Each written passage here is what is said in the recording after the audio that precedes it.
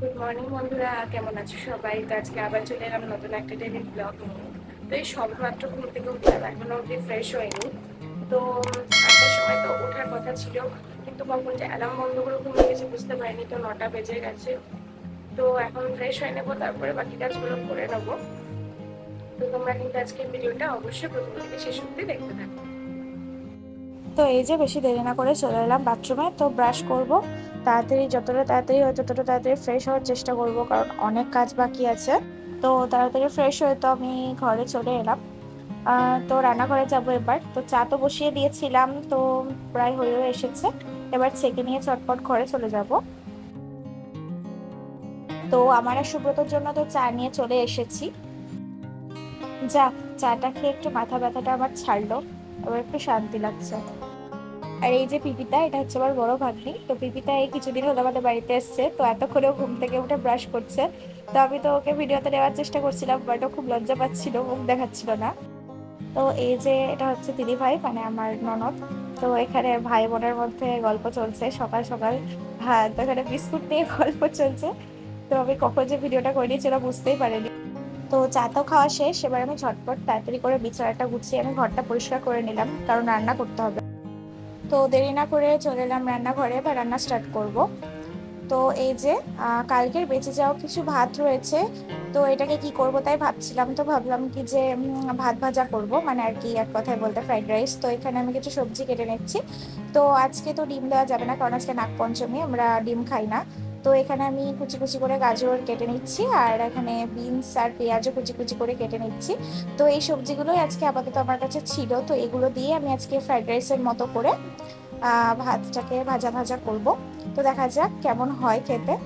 তো এই যে সবজিগুলো আমার সব কাটা হয়ে গেছে। তো এবার আমি চাপিয়ে দেব। তো এখানে আমি কড়াইয়ের মধ্যে সামান্য পরিমাণ সাদা তেল নিয়েছি। তো এবার সাদা তেলের মধ্যে আমি কেটে রাখা সবজিগুলোকে দিয়ে দিচ্ছি। আর আমি এখানে 3টে কাঁচা লঙ্কাও কুচি কুচি করে দিয়েছি। তো এবার সবজিগুলোকে আমি হালকা করে ভেজে নেব, বেশি ভাজবো না।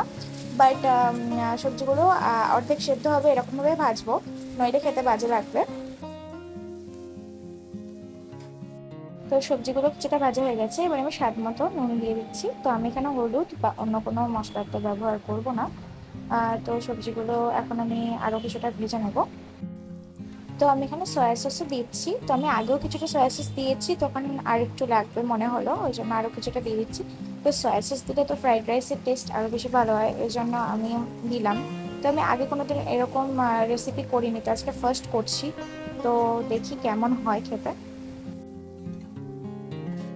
তো সবজিগুলো তো আমার প্রায় ভাজা ভাজা হয়ে গেছে। তো এবার আমি ভাতগুলোকে দিয়ে দিলাম, ভালোভাবে মিক্সড করে নিচ্ছি। তো আমি তো কিছুক্ষণের জন্য ভাতটাকে খুব ভালোভাবে ভেজে নিয়েছি। তো আমার মনে হচ্ছে কি যে হয়ে এসেছে। তো এবার আমি ফ্রাইড রাইসটাকে নামিয়ে নেব। ফ্রাইড রাইসটা তো কমপ্লিট। তো আমি সুব্রতর জন্য এখানে বেড়ে নিয়েছি, অন্য কোনো তরকারি করবার তো আজকে সুযোগ পেলাম না, কারণ সকাল সকাল অনেকটা দেরি হয়ে যেত। তো ওকে তো দিয়ে দিলাম, তো ঝটপট খেয়ে অফিসে যাবে। কৃষ্ণ নাম দিলে ভাই যাওয়া আসা তার হলো, কৃষ্ণ নাম দিলে। এই যে এখানে আমাদের বাড়ির সামনে গোপীনাথজি মন্দিরের স্নানযাত্রার অনুষ্ঠান উপলক্ষে নগর পরিক্রমা বেরিয়েছে। তো আমি আর বাড়িতে থাকতে পারলাম না, ঝটপট চলে এলাম আওয়াজ শুনে। তো তোমাদের সাথে পরিচয় করে দিই, এই যে আমার ছোট্ট বড় ভাগ্নে। তো ভাগ্নে আমার বসে বসে ফোন দেখছে, তো আমাকে পাত্তাই দিচ্ছে না। তো এই যে এখানে আজকে ভাত বসিয়ে দিয়েছি। তো আজকে বিশেষ কিছু রান্না হবে না, কারণ আমরা আজকে সবাই গোপীনাথজি মন্দিরের প্রসাদ খেতে যাব। তো আর এখানে মাছ চচ্চড়ি হচ্ছে, কারণ আমার ননদ মানে দিদি ভাই খেতে যাবে না, ওই জন্য। তো রান্না বান্না তো হয়ে গেছে। তো এখানে বাসনপত্র জমে আছে অনেক, আর গ্যাসটাও মুছতে হবে।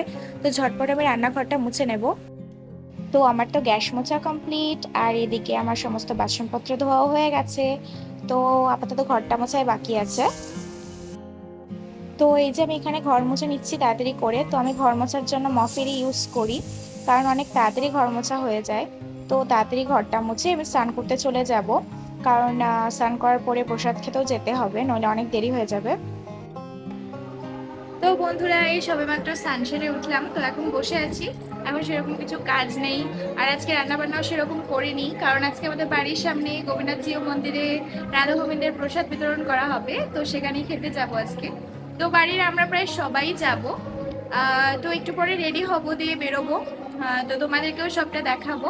তোমরা কিন্তু অবশ্যই ভিডিওটা শেষ অবধি পুরোটা দেখবে আর আমার সাথে থাকবে। তো এই যে আমি মন্দিরে যাওয়ার জন্য রেডি হয়ে গেছি, তো পিপিতাও রেডি হয়ে গেছে, পিপিতাও যাবে আমার সাথে। তো ও তো খুব লজ্জা পাচ্ছিল বলে এক কানায় দাঁড়িয়েছিল। তো এই যে আমি, পিপিতা আর মেজদি ভাই মানে আমার মেজো যা বেরিয়ে পড়েছি, তো মন্দিরের দিকেই যাচ্ছি। তো মন্দিরে তো পৌঁছে গেছি। তো মন্দির তো খুবই সুন্দরভাবে সাজানো হয়েছে আর অনেক ভক্তরা এখানে প্রসাদ খেতে এসেছে। তো আমি তো ভিড়ের জন্য মন্দিরের ভেতরে পৌঁছতে পারলাম না, ওই জন্য বাইরে থেকে রাধা গোবিন্দের দর্শন করলাম। তোমরাও রাধা গোবিন্দের দর্শন করো। তো রাধা গোবিন্দের দর্শন করে তো চলে এলাম এখানে খাওয়া দাওয়ার জায়গায়। তো এখানে খাওয়া দাওয়া হচ্ছে। তো এখন বেশ খানিকটা ভিড় আছে, তো আমরা দাঁড়িয়ে আছি। তো আমরা তো জায়গা পেয়ে খেতে বসে পড়লাম। এই যে খিচুড়ি আর পাঁচ তরকারি দিয়ে দেওয়া হলো। তো বন্ধুরা একটু আগে খেয়ে দিয়ে বাড়ি ঢুকলাম, তো এখন একটু ফ্রেশ হয়ে শুয়ে আছি। এই যে পিপিতা হাই করে দাও, হাই করে দাও। পিপিতা খুব লজ্জা পাচ্ছে। তো এখন একটু শুয়ে শুয়ে রেস্ট নেব। তো তোমাদের সাথে আবার বিকেলে দেখা হবে, বাই। তো এখন তো বিকেল হয়ে গেছে, তো আমি চা নিয়ে বসে পড়েছি। আর এই যে এদিকে পিপিতা পড়তে বসেছে, ওকে পড়াচ্ছি। তো এই যে বন্ধুরা সন্ধ্যাবেলা এখন তো সুব্রত কাছ থেকে চলে এসছে। তো আমি পিপিতা সুব্রত ছাদে এসে বসে আছি, গল্প করছি।